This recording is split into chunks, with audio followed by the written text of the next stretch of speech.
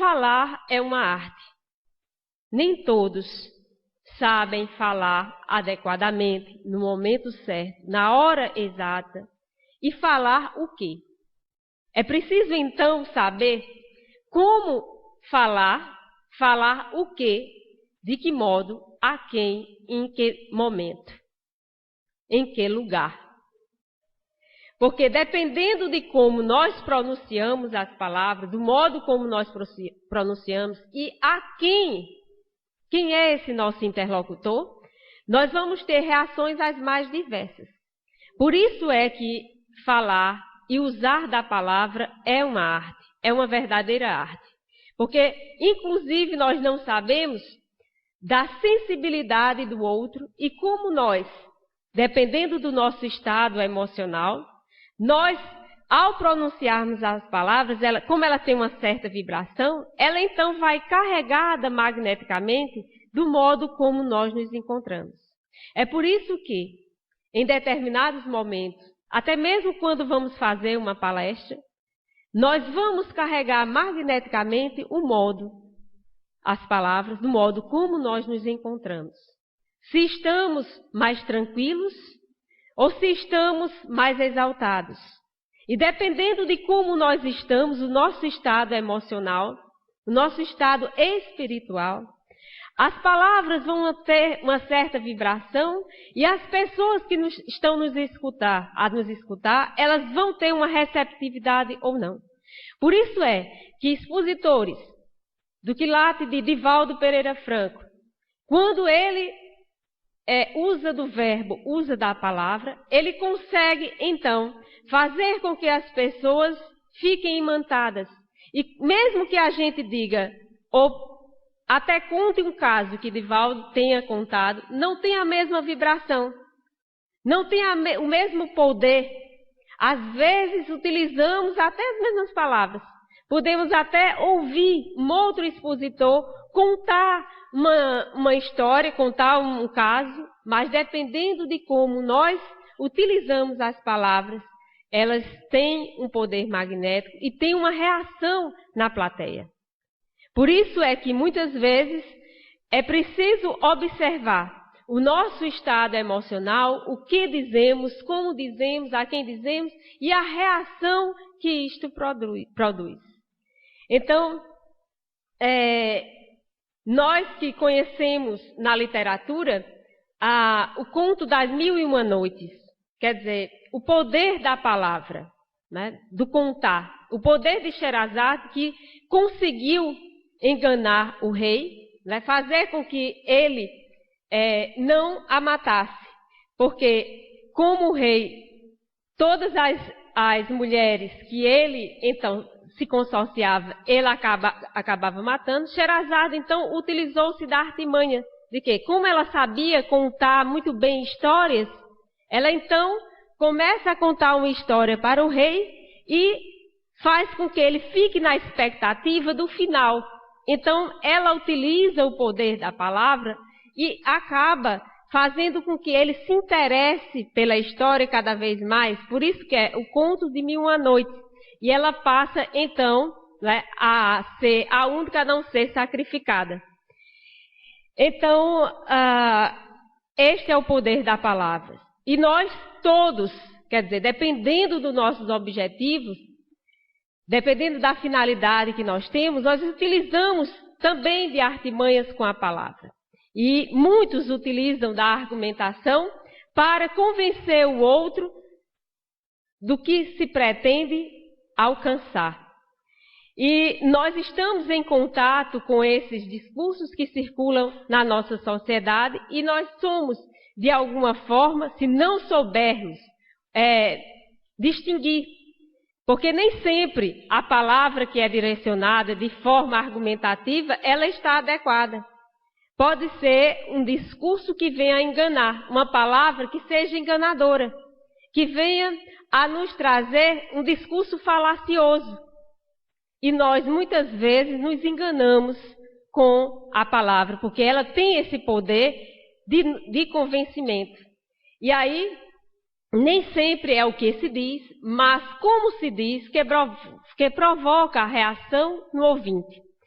E devemos colocar a dose exata de emoção nessas palavras, adequada ao nosso falar. E aí nos lembramos de que, como Jesus, ele utilizava da docilidade, mas ao mesmo tempo da austeridade. E particularmente eu acho muito difícil vivenciar essa tensão, essa adequação, essa harmonia entre ao mesmo tempo ser austera e ao mesmo tempo ser dócil. Usar da docilidade no modo de falar. Então, nem linguagem doce demais, nem amarga em excesso, mas linguagem irrepreensível para que o adversário se envergonhe não tendo nenhum mal que dizer de nós. Porque muitas vezes, quando nós somos muito dóceis, usando de docilidade demais, acabamos por prejudicar. Isso acontece muito na educação dos pais. Em relação aos nossos filhos, muitas vezes nós, utilizando-se muito da docilidade, esquecendo da austeridade, os filhos nos dominam. Porque não soubemos usar a palavra enérgica no momento adequado para que houvessem, então, o respeito. E por não se dar o respeito, muitas vezes, é que nós nos colocamos numa posição de vergonha, pelo fato de não utilizarmos adequadamente a palavra. Porque, obviamente, que a palavra ela está carregada de uma energia. E bastava unicamente falarmos de forma austera com os nossos filhos para que eles nos obedecessem. Só que Jesus, claro, Jesus tinha esse poder, porque ele tinha todo esse magnetismo e uma vivência que fazia com que palavras e ações entrassem em sintonia. E nós muitas vezes não temos esse poder. Nós falamos com os nossos filhos e eles não nos atendem. Obviamente que, claro, que existem aqueles espíritos reencarnados muito difíceis de convivência. E que nós, mesmo com palavras, mesmo com exemplo, às vezes esses filhos não nos escutam. Tem os filhos mais rebeldes, a gente sabe disso. Mas é algo a pensarmos, o modo como nós estamos direcionando as nossas palavras. E o mexerico é uma das formas de manifestação que nós utilizamos os mais das vezes, e é um dos males graves, através do qual nós fazemos uso das palavras. O falatório nasce exatamente nas conversas simples, ditas inocentes. Aquelas em que nós menos esperamos, estamos falando mal, colocando maledicência em relação às pessoas que muitas vezes nem desconhecemos a origem, muitas vezes, dos casos e nos atrevemos a comentar, a fazer críticas, a fazer mexericos, a ser maledicentes. E isso é muito grave, porque podemos passar para adiante uma história em que não corresponde à realidade. Foi o que aconteceu com a irmã de Divaldo Pereira Franco, Nair. Uma de suas amigas, ou ditas amigas, veio até ela, dizendo que o seu marido ela estava passando por um restaurante e viu o marido de Nair em conversas com outra mulher. E então ela fez a interpretação ao modo dela. Ele poderia até estar numa situação delicada ou então tendo um caso, mas ela vai até Nair e, não medindo as palavras, conta que o marido estava traindo. E é quando Nair não suporta e suicida-se. A própria irmã de Divaldo. Então, o falatório, a maledicência e o modo como nós nos dirigimos ao outro é fundamental. Porque nós podemos provocar reações as mais diversas. E nós não podemos avaliar o tipo de reação que as pessoas poderão ter a partir daquilo que nós dizemos. Às vezes, de forma inocente ou se dizendo inocente, nós comentamos a vida do outro, sem saber efetivamente como se deu aquela história, como se deu aquele fato. Nós desconfiamos porque vivemos projetando no outro aquilo que existe dentro de nós mesmos. E passamos então a fazer críticas, avaliações que muitas vezes nós desconhecemos os detalhes. Pode até ser a história corresponder àquilo que nós estamos pensando, mas nós desconhecemos os fatos que levaram ao tal ato. E mesmo que levaram ao tal ato, é preciso então fazer uma autoanálise, porque Jesus nos convocava: não julgueis para não serdes julgados. Porque na medida que julgardes, sereis julgados. Então, acautelar-se daqueles que colocam ácido às observações infelizes. São observações infelizes que levam a crimes os mais diversos, que nós nem podemos avaliar sobre a questão emocional de cada um. Porque nem sempre as pessoas, elas respondem de forma unânime. E aí cada um vai ter uma reação diferente. Então, como nos diz Paulo, a nossa garganta é um sepulcro aberto. É preciso então saber o que nós vamos guardar e o que nós vamos pronunciar. Porque as conversas envenenam aqueles que a sustentam, conforme nos diz Joana de Ângeles no seu livro Episódios Diários.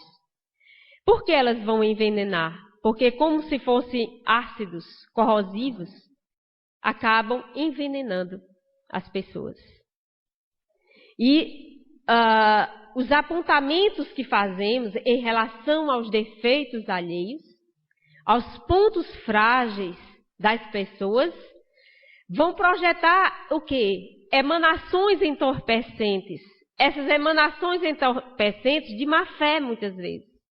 Essas emanações que vão estender ao desânimo, à desconfiança, conforme nos diz Emmanuel em Fonte Viva. No livro Fonte Viva, Emmanuel já vai nos colocar essa ideia de que os apontamentos que nós fazemos em relação aos defeitos e os pontos frágeis das pessoas vão projetar essas emanações entorpecentes. São verdadeiras emanações entorpecentes porque nós vamos nos imiscuir ou nos situarmos como aqueles que estão sendo projetores, ou estamos projetando a maldade e criamos uma espécie de forma de vibração que vai levar o outro a sentir-se mal. Então, bem-aventurados os puros de coração, conforme nos disse Jesus. Está lá no capítulo 8º do Evangelho segundo o Espiritismo. Bem-aventurados aqueles que têm puro o coração. E é em nome da verdade, muitas vezes, as pessoas expõem o que pensam em relação ao outro, em relação à violência, em relação ao que o outro faz, em nome da verdade. Mas o que é a verdade? De que forma eu estou veiculando a minha palavra para dizer a verdade? Nós não medimos a forma como nós estamos dizendo essa verdade. Mas eu tenho que ser verdadeiro. Eu tenho que dizer a verdade. Me ensinaram a não mentir. E como será que eu estou dizendo a verdade? Há pessoas que não estão preparadas para ouvir verdades. E a forma como nós dizemos essas verdades fere. Até mesmo quando fazemos comentários em relação aos textos dos alunos na universidade, né? Eu já ouvi muito: professora, você está sendo muito verdadeira, né? Procure ser mais maleável. Claro que as observações são necessárias para o crescimento do outro, mas é preciso ver como nós estamos dizendo essas verdades. O modo como nos dirigimos ao outro é muito diferente. E nós estamos constantemente aprendendo a lidar como dizer a verdade ao outro. E eu não notava particularmente como eu dizia a verdade aos meus alunos em relação às produções dos textos deles. Eu estava achando que estava ajudando, dizendo a verdade, mas o modo como se dizia, muitas vezes, feria. E esse modo de dizer que faz a diferença nas relações com o outro que estabelecemos. E aí, nos lembramos no livro Os Códigos da Vida, um caso interessante. Um poderoso rei assírio do século XIII, soberano rei, ele era temido por todos. Era um soberano muito cheio de si e consciente da deferência que se fazia à sua personalidade, à sua posição enquanto rei. E o seu filho, vendo que estava se passando o tempo, ele estava ficando idoso, preocupou-se em deixar para a posteridade um retrato do seu pai. E ele não queria ser retratado porque ele tinha vamos dizer assim, um pequeno defeito, que para ele era grande. Ele tinha um nariz muito grande, tinha um narigão. Então ele não queria ser retratado. Mas mesmo assim o filho insistiu para que deixasse o retrato para a posteridade.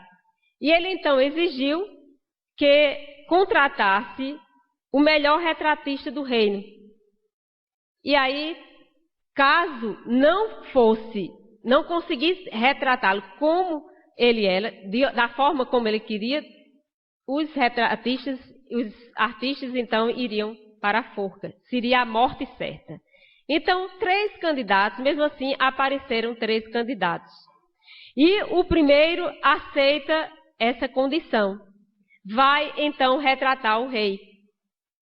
E retrata de um modo perfeito. Retrata tal qual ele era, com o narigão. Só que ao ver a pintura, ao ver o retrato, ele ficou indignado. Mas como assim? Essa franqueza rude, essa forma contundente de como você me retratou, que coisa horrorosa, expor toda a realidade dessa forma, você está condenado à forca. Então, o primeiro retratista foi à forca. Veio o segundo, um pouco temeroso já. Por estar temeroso, pintou o rei fielmente, agora com uma exceção, né? Ele procurou colocar um apêndice nasal, na parte do nariz. Ou seja, no lugar do seu narigão, ele então retratou um pequeno nariz, né? Fez um pequeno nariz. E aí, quando o rei vai olhar o retrato, ele então... Isso é uma hipocrisia. Você é um interesseiro, é um hipócrita. Isto não sou eu. E é então que o segundo retratista vai à forca também. E chegou a vez do terceiro artista. O que será que esse artista fez? Que habilidade, de que forma ele foi habilidoso para, conhecendo a paixão que o rei tinha pela caça, ele retratou postando um arco. E ao atirar numa raposa, quer dizer, a forma como ele retratou, fez com que encobrisse o pequeno defeito, ou o defeito do rei, que era o narigão. E aí, claro, óbvio, que quando o rei vê aquele retrato, gosta, porque o seu defeito estava encoberto, mas de um modo que não dava para perceber. Então, esta é a essência. De que modo nós estamos retratando a verdade? Temos que ter um cuidado daquilo que salientamos em relação aos defeitos alheios. O modo como nós salientamos é fundamental. E aí, esse pequeno conto, essa pequena história faz-nos refletir, e a essência é essa, do modo como nós nos dirigimos e colocamos a verdade ao outro, que às vezes não está preparado para receber aquela verdade.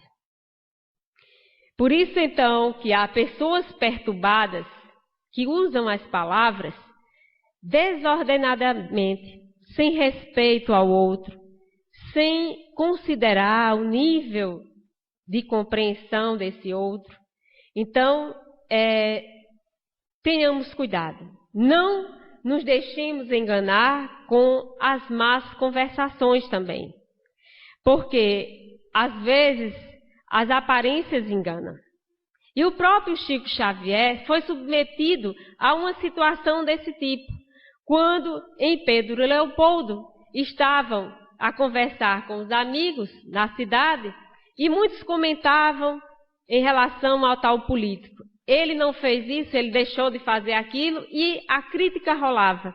E em determinado momento, um dos companheiros se dirigiu a Chico Xavier e perguntou: "E aí, Chico, o que você acha de tal político? Diz aí, o que é que os espíritos acham de tal político?" E Chico, nesse momento, ia pronunciando palavras quando Emmanuel chega perto dele e então faz uma advertência: "Cale a boca, você não tem nada a ver com isto."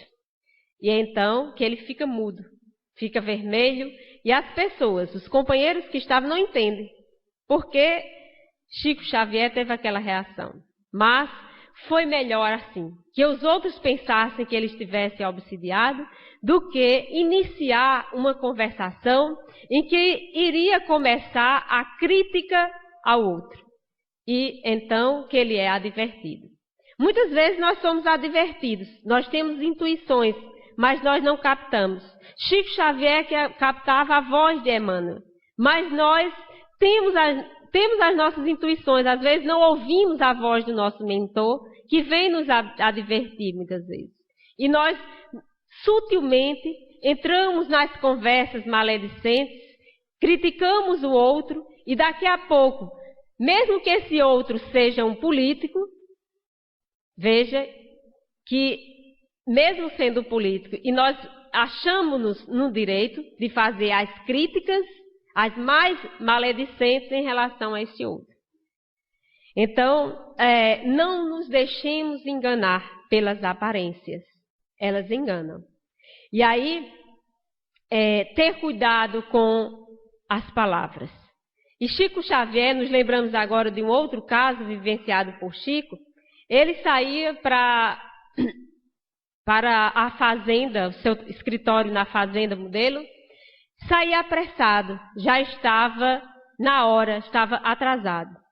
E no meio do caminho ele encontra-se, uma voz de mulher o chama: "Chico, venha cá." E ele: "Não, estou atrasado."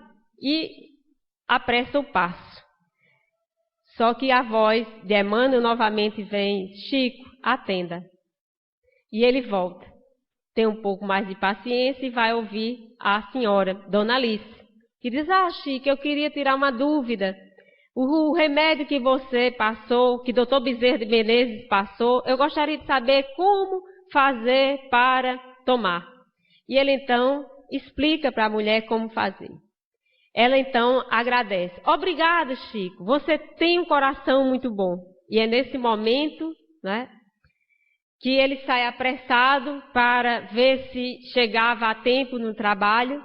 E Emmanuel diz para ele: "Olhe para trás, Chico Xavier. Olhe para trás, Chico." E ele percebe que quando a mulher diz: "Obrigada, Chico, Deus lhe acompanhe." Aí ele diz: "Agora imagine, veja o que é que você está vendo. Com essas palavras, Deus lhe acompanhe, olha o que formou magneticamente." E ele percebe fluidos, né, que se formam, uma fluidos benéficos que vai em sua direção, né, de uma cor, né, branca. E ele então recebe aquela vibração de paz. E Emmanuel diz, agora imagine se ela dissesse, vá com o diabo, Chico, o que você iria ver. Então, é isso. As palavras que nós pronunciamos têm um poder vibratório. E nós captamos esse poder, essa vibração. As más conversações vão perturbar o nosso sistema emocional e os distúrbios da nossa organização física-orgânica. Física-psíquica também. Então, o vício mental que nós costumeiramente fazemos de conversações vulgares, licenciosas, vão ensejar desequilíbrios na área da nossa saúde também. Por isso que muitas vezes nós estamos com dor de cabeça, com mal-estar, e não sabemos por quê, qual o motivo. Mas foi o modo como nós conversamos, tipos de conversações. Às vezes estamos com problemas estomacais e hepáticos, e não sabemos também por quê. Mas foi o modo, as nossas conversações vulgares, o tipo de conversação que estabelecemos com o outro. E vão alterar o nosso humor. O humor e vai favorecer a depressão, a tristeza. Nós, então, vivemos num mundo constante de relações, em que vibrações constantes circulam ao nosso derredor. E pensar bem e corretamente vai permanecer como o primeiro item de um bem estruturado programa de saúde para todos nós, a fim de que as palavras na nossa conversação não corrompam os nossos costumes, os nossos hábitos, que vão ensejar, então, a todos nós estímulos edificantes, formas de agir para o bem nosso e para o bem geral, conforme nos diz Joana de Ângeles no livro Autodescobrimento. Então, a utilização das palavras para inspirar imagens positivas. Daí as visualizações terapêuticas. Quando nós nos habituamos a fazer as visualizações terapêuticas, nós nos ensejamos, ou nós começamos a entrar numa outra vibração, num outro patamar de espiritualização. Às vezes não basta só a oração. E as visualizações, as meditações, que são as emanações positivas que fazemos em nosso derredor, têm esse poder de nos acalmar e acalmar também aqueles que estão convivendo ao nosso redor. Então, palavras e atitudes são fundamentais. E Jesus considerou a importância da palavra aliada à atitude. Nem todos os que dizem, como ele diz, Senhor, Senhor, entrarão no reino dos céus, mas somente entrará aquele que faz a vontade de meu Pai que está nos céus. Esta é uma garantia. Por isso que palavra e ação, palavra e atitude devem estar em consonância. Não basta apenas dizer qualquer palavra. Ela pode, inclusive, ter o não sentido. E não pronunciadas são palavras mortas. As palavras mortas, elas não têm esse efeito, o poder. Por isso que muitas vezes pessoas declaram, eu faço uma prece, mas não tem efeito. Porque são palavras mortas, ditas de forma que não tem um efeito positivo, não ditas de coração. São palavras vãs. E essas palavras mortas, elas são enterradas, elas não têm esse poder vibratório. Portanto, nossas palavras, elas são verdadeiros filamentos sonoros. Esses filamentos sonoros que são revestidos de nossos sentimentos. E em nossas atitudes vem, então, o resultado dessas palavras e expressões que são assimiladas e determinadas pelo nosso modo de pensar, pelo nosso comportamento mental. O modo como nós nos comportamos mentalmente, conforme nos diz Hamed em Renovando Atitudes, vai ser fundamental para que essas palavras tenham um efeito positivo ou negativo. E muitos se maravilham da doutrina, porque, no caso, a doutrina espírita é uma doutrina que nos coloca a palavra com autoridade. Porque nós, então, para falarmos, é preciso, então, vivenciar. E Jesus, ele conseguia fazer isso, quando estruturou nas mentes e nos corações ideias de vida eterna, enobrecimento humano, felicidade e paz. Imitemos Jesus em nossas vidas. Procuremos, então, colocar palavras, as palavras que ele falou, então, Jesus falou no monte, quando ele compôs o soberano código do amor, que jamais é igualado e que nunca será superado.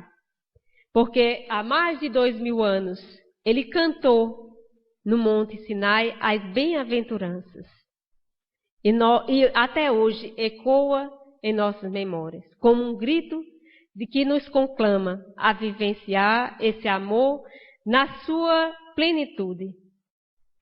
Mas ainda nós deixamos as palavras de Jesus ficarem para trás, porque não fazemos essa consonância entre o que nós dizemos e o que nós fazemos. Jesus, então, está a nos chamar.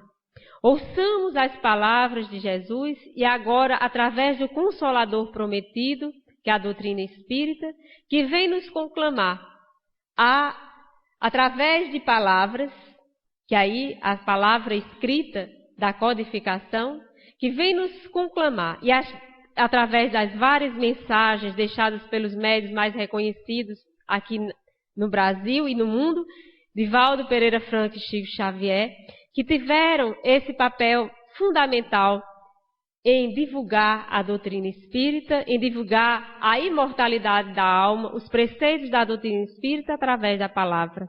E nós, o que estamos fazendo? Nós estamos veiculando palavras a todo momento. E de que forma? Que vibrações nós colocamos em nossas palavras?